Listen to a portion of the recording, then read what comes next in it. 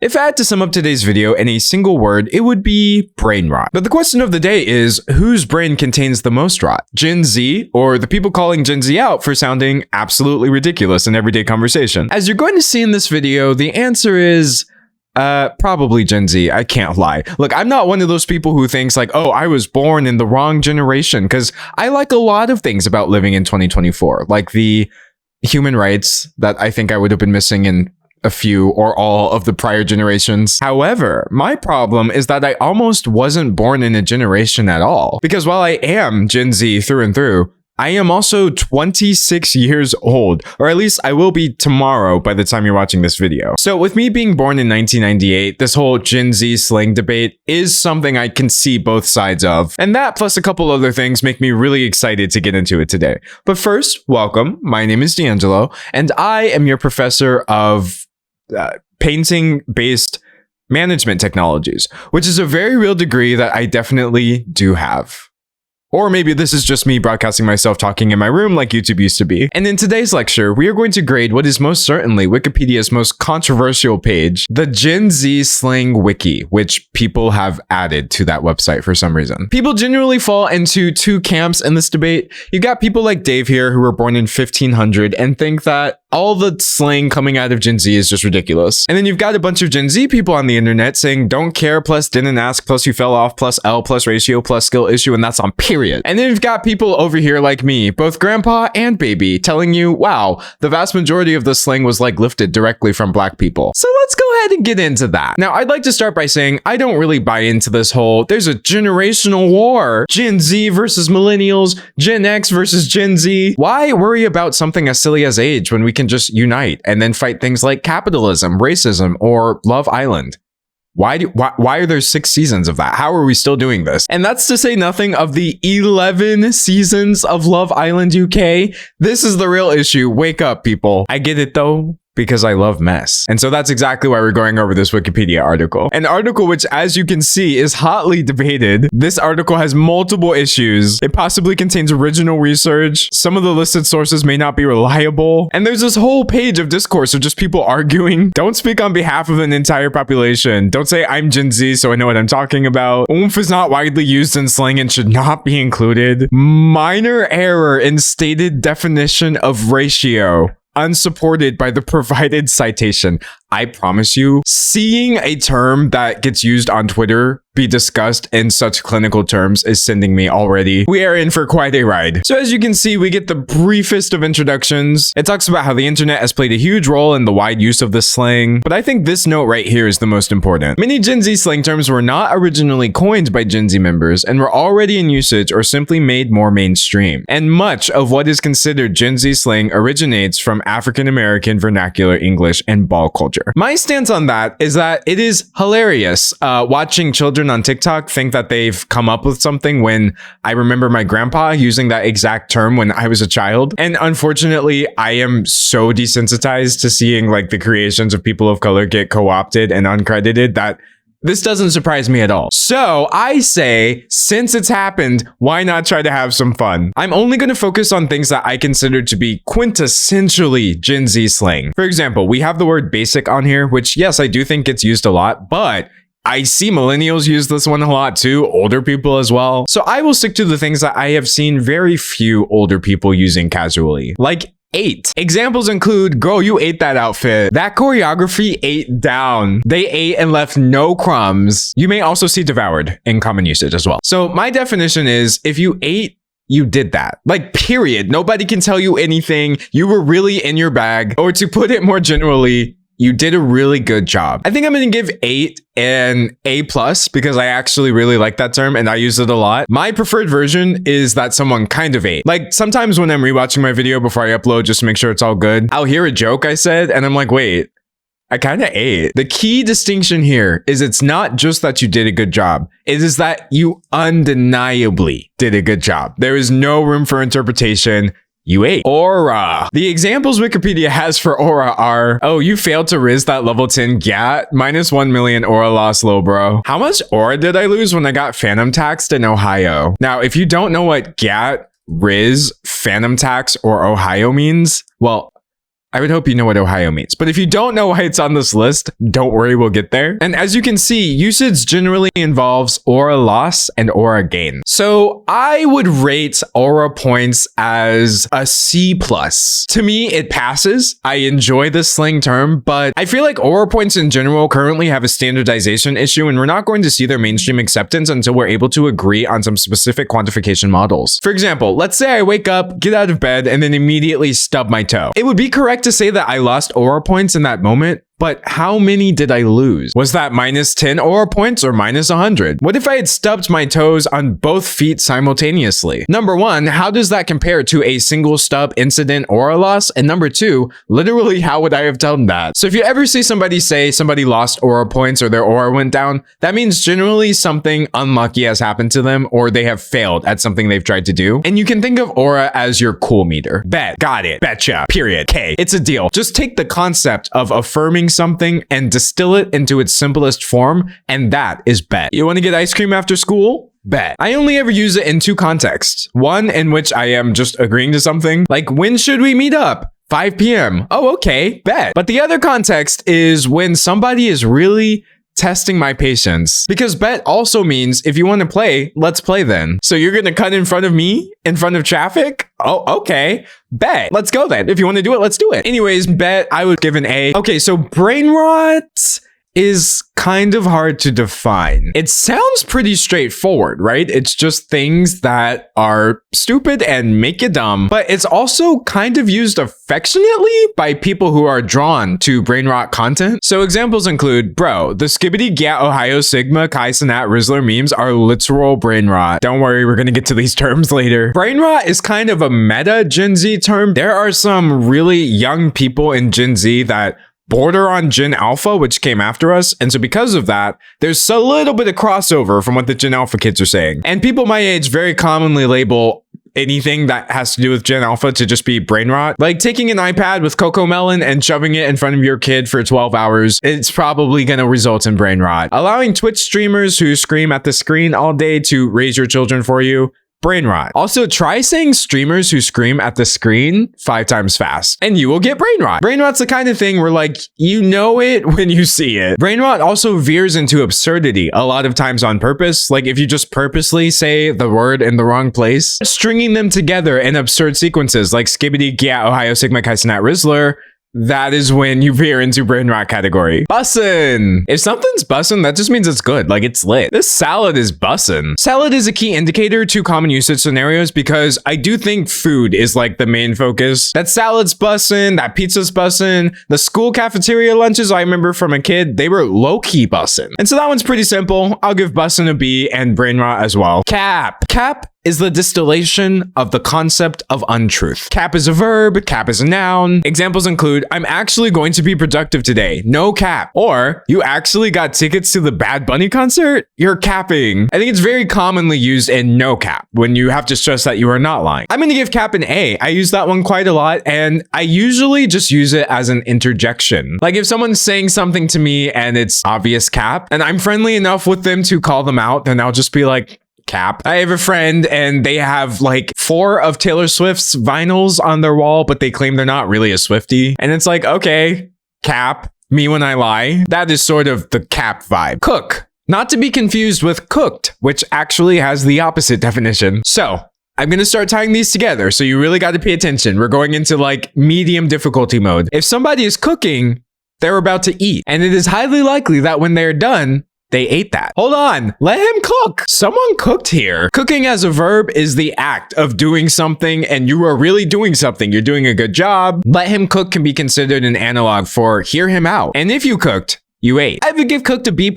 I'm a fan of it. I don't really use it that often, though I have been known to say, yo, let them cook. Leave them alone. Let them finish. I see the vision of what they're doing. And I understand because I am someone who has been known to cook on occasion, or honestly in every video I've ever uploaded because they're all bussin'. Cooked unfortunately, not the past tense verb version where like he cooked, but the adjective version of, oh man, we are so cooked. The easiest way to explain being cooked is it's just the F word, but like a lot less harsh, a lot less immediate. It's the definition of the F word where you're like, oh man, we are in trouble here. We're down 20 points. We are so cooked. This generation is cooked. But here's the funny thing. It can overlap with like the positive form, because if he just cooked her in the debate, then that means somebody let him cook, he ate, but now she's cooked. I would give cooked in that sense a B. I don't love it quite as much as the positive version, but I think it occupies a really nice space in the English lexicon when you need to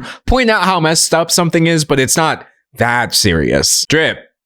You either got it or you don't. So let's make this simple. If the characters in a movie have drip, that means the wardrobe designer cooked. Your clothes are bussin', and you're most likely gaining aura points just from walking around and looking that cool. Cool drip, where'd you buy it? Drippy is actually my favorite version of this. The reason why drip in my book gets an A++++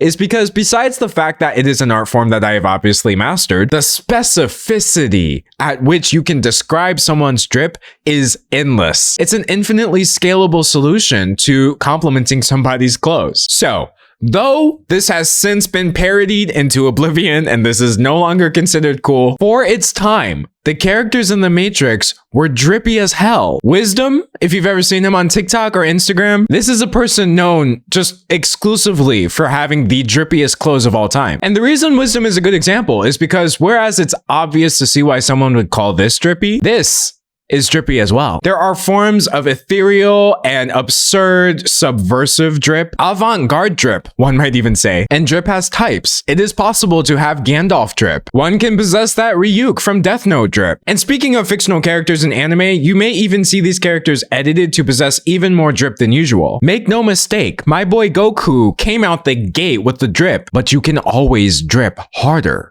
Do you understand? There are entire albums based around this concept. Yes, I was listening to Conspiracy by Paramore, leave me alone. And honestly, my ultimate goal in life is to someday drip so hard that I can no longer be perceived. Take, for example, the outfit worn by artist Takushi Hasegawa in their first take performance. An entire methodology behind the drip just based around the concept of no longer being seen or interpreted in any way. That is the ultimate power of drip. But yes, to put it simply, drip contains multitudes. Era. Okay, era is really easy. It means exactly what you think it means. It just humorously gets applied to things that are not eras. For example, the Middle Ages was like an era in human history, right? The Renaissance period, etc. But instead of referring to such large and sweeping things, era now gets used to refer to things that are specifically short-lived or small. I've been working out. I'm in my fitness era. A connotation with era is that it is something new that you're trying, right? So if you're in your villain era, that means you have just kind of given up and no more Mr. Nice Guy. Some might try to say that I'm in my daily upload era currently, but never forget that technically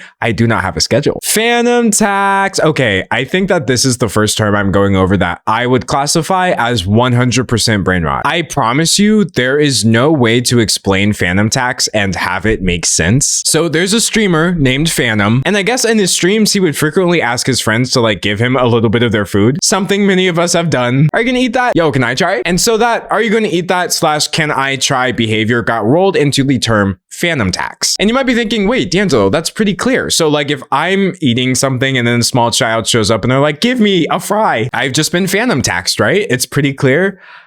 No, because the thing is, this term has been, dare I say, bastardized. I exclusively see phantom tax in situations in which it does not make sense to say it. I need to pay my phantom tax, otherwise Phantom will lock me up in Ohio. This doesn't mean anything. That is I think the most unique feature of Gen Z / Gen Alpha slang. Cause let's be real, older people have always said younger people sound stupid. Once upon a time, some adult thought kids were dumb for saying cool. There was a time when, gee golly, that's neat, was just like aggressively young people slang. But these things always meant something, because if something was neat or cool, or you were like, golly, it did refer to something that an older person might not understand. But I need to pay my phantom tax, otherwise Phantom will lock me up in Ohio, doesn't refer to anything. It is a contextless instance of slang. And this happens so commonly with Gen Z slang. This is what people often refer to when they say brain rot. And so why are young people arranging slang into random phrases that don't mean anything and then just spamming them on the internet? Genuinely, because I guess they think it's funny. I don't think it goes any deeper than that. And that is why I say brain rot so often veers into absurdity. But I'm going to give Phantom Tax a C. It's fine, but I just so rarely would ever want to say it. Glaze. Okay. The origin of glaze is kind of a bit much, frankly. You need to stop glazing. So I guess the simplest way I can put it, you know how donuts are glazed, for example? Or like a toaster strudel, you know? Those are glazed, I guess. And you know how, people can come together and do things consensually that maybe make you think of glazing? That's where that comes from. So if you are glazing somebody, you are sucking up to them in a way that is just so over the top. If you really like the Nintendo Switch, for example, I'm a Switch fan, and you just say things like, oh, the Switch, it's bussin', I love it, it's lit. That's fine. That's an appropriate level of Switch fanery. But if you start doing things like, I don't know, excusing Nintendo's really crummy practices, hardware issues they've handled poorly, the way they try to sue people out of existence, the very people who are keeping interest in their games alive. I follow Nintendo very closely because I am bordering on a fanboy, but they suck. Like, they're the kind of company that makes it impossible to be a true fan of them. Or rather, the more you like them, the more you realize how scammy and lame they are. Of course, the only way I could contribute to fixing that would be to not financially support them, but like Animal Crossing. So if I say all of these things and then somebody's response is, nah, Nintendo was right to do that. They were right to go crazy with the DMCA. It doesn't matter that they were sending people,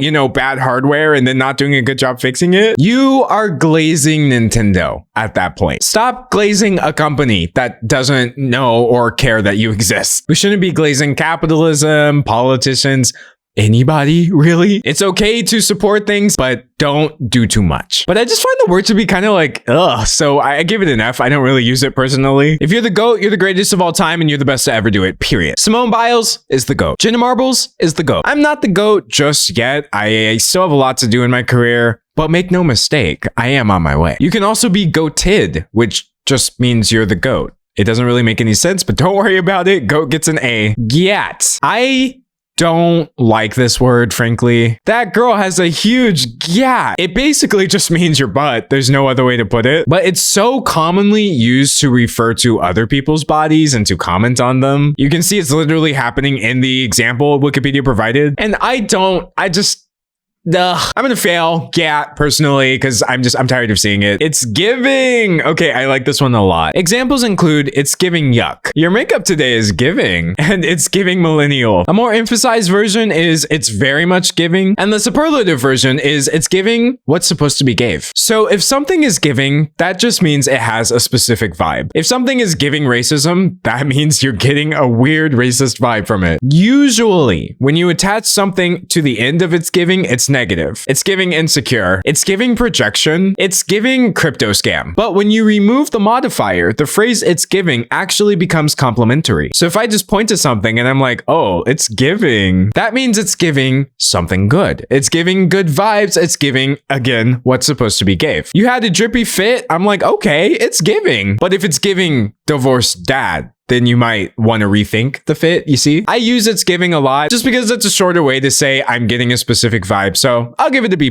Mid. If something is mid, it's not giving. It's not giving anything. If you perceive something that is mid, you are neither overwhelmed nor underwhelmed. You are simply whelmed. That movie was so mid. I love the word mid. Kinda mid. I may as well just tattoo it on my knuckles at this point. I dramatically overuse that phrase and I am a mid stan. I would give it an A++, but I don't want people to accuse me of glazing, so I'm just gonna give it an A. Ohio. Ohio is a state here in the US, and the internet would have you believe that very weird things happen there. As Wikipedia says, it originates from a meme that humorously labeled Ohio as a weird place where only bizarre and random things happen. So like if you see something unlikely like this image of this cat in farmer clothes talking to a bank of snow. This has Ohio energy. It's giving Ohio. What you were doing is so Ohio. There was a time where someone would see that cat and just, even though no one else mentioned the state, they would go in the comments and be like,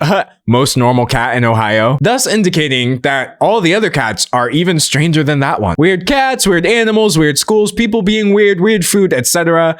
I am so sorry if you live in Ohio and you found that meme to be annoying. But yeah, I would say Ohio is a really common target for brain rot as well. In fact, we've actually seen it several times. I need to pay my fandom tax, otherwise fandom will lock me up in Ohio. Bro, the skibbity gat Ohio Sigma Chi Sinat Rizzler memes are literal brain rot. And see, now you know what gat, Ohio, and brain rot mean. One could argue that I am currently rotting your brain in real time, but I call it linguistic anthropology. I did not think the Ohio meme was funny though. Like, it was the first time I saw it, maybe the first 5 times, but definitely not the first 20, so I'm gonna give it a D. Riz. Okay, people will try to give you all manner of complex definitions from this, but it is literally just a shortened form of charisma. He has all the riz, he gets every girl. Now, of course, again, we've got the verbification. If you have riz, then that allows you to riz other people up. That, of course, would be the act of being quite charismatic. Rizzed, W riz, L riz, no riz, unspoken riz. Also, I don't think that W or L have entries on this list, but real quick, if you stick L in front of something, you're indicating that it's negative. So L riz means you don't have it. W, of course, is a win, so if you have W riz, that means you have a positive amount. If you lose aura points, that's an L, but if you were to gain them, then that's a W. If somebody is the Rizzler, they possess riz in massive quantities. I definitely consider riz to be a bit closer to the Gen Alpha side of slang, but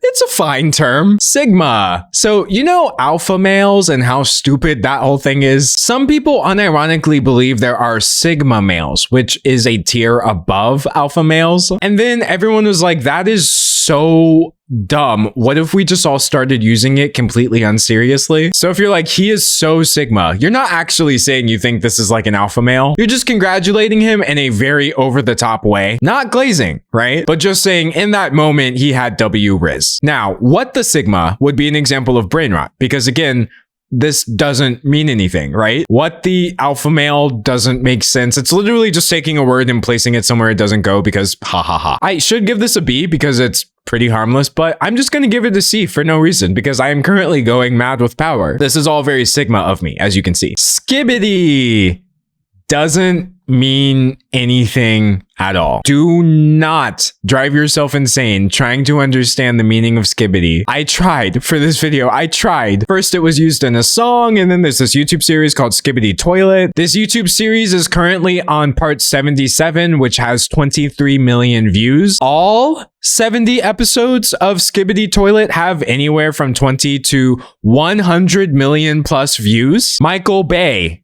is now directing a Skibbity Toilet film.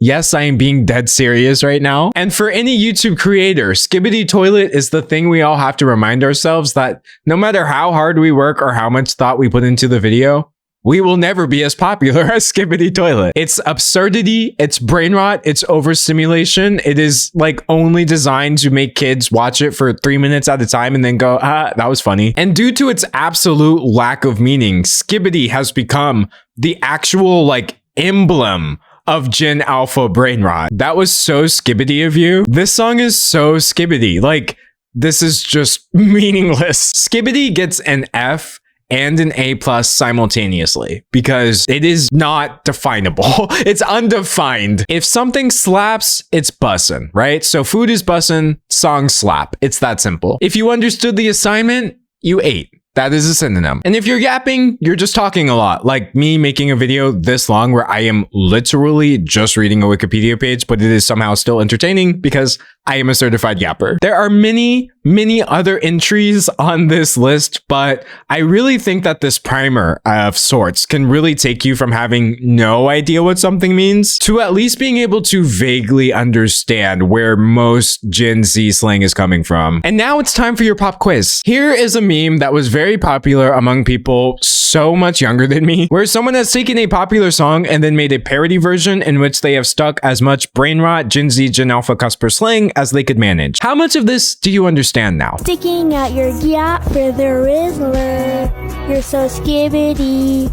you're so phantom tax. Sticking out your gat for the Rizzler, you're so skibbity, you're so phantom tax. I just wanna be your Sigma. Freaking come here, give me your Ohio. I just want to be your Sigma, freaking come here, give me your Ohio. If you are over the age of 12, you no longer have to feel alone when you encounter things like this on the internet. Sticking out your gat obviously refers to, you know, posing with one's rear prominently displayed. And if you're doing this for the Rizzler, you have chosen to stick out your gat for somebody who you find to be very charismatic. So this is an observation of the individual who's being referred to in the second person, potentially the listener, and it's chronicling their behavior of seeking attention from this Rizzler person by flaunting their assets. You're so skibbity, you're so phantom tax. This, of course, we can identify as brain rot, but they don't actually mean anything. And the beauty of this is they don't have to mean anything. At most, you could say they have a generally positive connotation. And so this is a continuation of pointing out this person's prowess in attracting the Rizzler. I just want to be your Sigma. Now we know that a Sigma is a level beyond alpha male. This is, of course, not even gender specific. Anybody can be Sigma in any moment, as long as they have W Riz. And so the singer indicating their desire to be your Sigma, they want to be at the top. They want to be the most important person in your life, presumably even more important than the Rizzler, who is a third party and possibly an obstruction. So we've now added an emotional texture where we see somebody doing their best to impress the Rizzler, but all along, we just want to be that person's Sigma. And then the last two lines are undoubtedly the most beautiful and heartfelt. Freaking come here, because again, like, these are 12-year-olds, they can't really say the F word. Give me your Ohio. Now, one might incorrectly be tempted to label give me your Ohio brain rot, but think back about the true meaning of Ohio. It's weirdness. It's a place where weird things happen. And so if you want someone to give you their Ohio, you're not asking for their gat. You want the true nature of the person who the gat is attached to. In many ways, your Ohio can be seen as your most authentic self. Thus, sticking out your gat for the Rizzler, you're so skibbity, you're so phantom tax. I just want to be your Sigma. Freaking come here, give me your Ohio. You understood that. You actually know exactly what that sequence of words means. And that, my friends, means you too are now giving brain rot. But maybe the true brain rot was the friends we made along the way, or at least the YouTube video you watched, in which I hope you had some fun, because I was having a lot of fun. But that's my take on the scenario. Dave's take is that he doesn't care about the definitions of any of these words, and they are all just so immensely stupid, but at least he sees where the kids are coming from. And I, of course, am excited to hear your take. I mean, this is the part of the video where a layman would ask you to subscribe, like the video, and leave a comment, but I will ask you to enroll, evaluate the video, and submit your feedback. Because I am, of course, running a 100% completely, totally, all the way, I promise, kinda, not really, unaccredited university. Seriously, just ask anybody in the student body and they'll confirm it for you. We're totally legit. And as for me, whether you see me in 24 hours or 24 months is honestly anyone's guess, but until then, thanks for watching.